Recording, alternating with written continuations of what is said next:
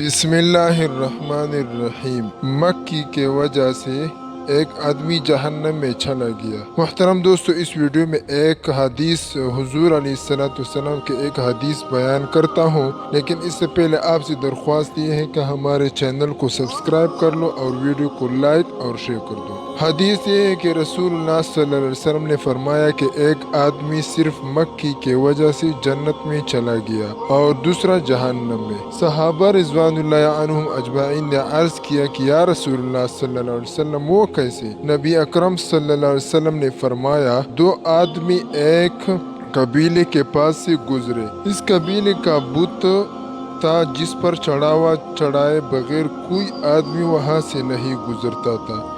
چنانچہ ان میں سے ایک شخص سے کہا گیا کہ اس بت پر چڑھاوا چڑھاؤ۔ اس نے کہا کہ میرے پاس ایسی کوئی چیز نہیں جو میں اس پر چڑھاؤں۔ قبیلے کے لوگوں نے کہا تمہیں چڑھاوا ضرور چڑھانا ہوگا، خواہ مکی ہی پکڑ کر چڑھاؤ۔ مسافر نے مکی پکڑی اور بت کی نظر کر دی۔ لوگوں نے اسے جانے دیا، چنانچہ وہ اس چڑھاوے کی وجہ سے جہنم میں چلا گیا۔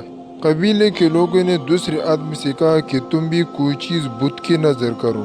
اس نے کہا میں اللہ تعالیٰ عز و جل کے علاوہ کسی دوسرے کے نام کا چڑھاوا نہیں چڑھاؤں گا۔ لوگوں نے اسے قتل کر دیا اور وہ جنت میں چلا گیا۔